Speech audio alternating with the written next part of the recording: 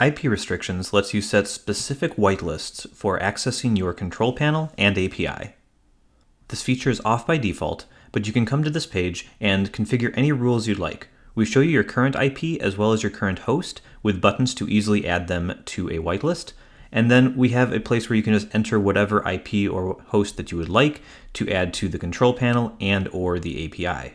Down here at the bottom, we have the current whitelists. So in this case, I don't have anything whitelisted yet. So all IPs and all hosts are allowed. So for sake of example, let's say I want to whitelist my current IP address only to access the control panel because I don't want anyone to be able to log in from anywhere else. So I just hit this add to whitelist, and that will add this IP address. And then I'm going to uncheck API because I only want control panel. So I'm going to whitelist this for the control panel. I hit add, and there we go. So now I have a whitelist for the control panel set up, and I only have this current address on the list. Now the feature's still off, so nothing's going to happen. But I can now turn it on, and now that the feature's on, only people logging in from this IP address will be able to get to the control panel that I'm in right now. If anyone else from any IP address, even if they have the correct credentials, tries to log in, they won't be able to do it.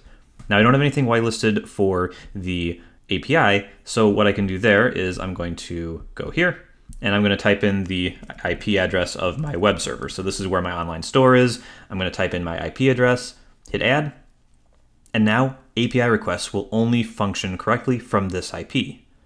Now we also have the option to add a whitelist to both, so we're going to do that. And let's say I want this IP address to be able to access both. So I can just add that with one click, and there we go. So that's on the whitelist for the control panel as well as the API.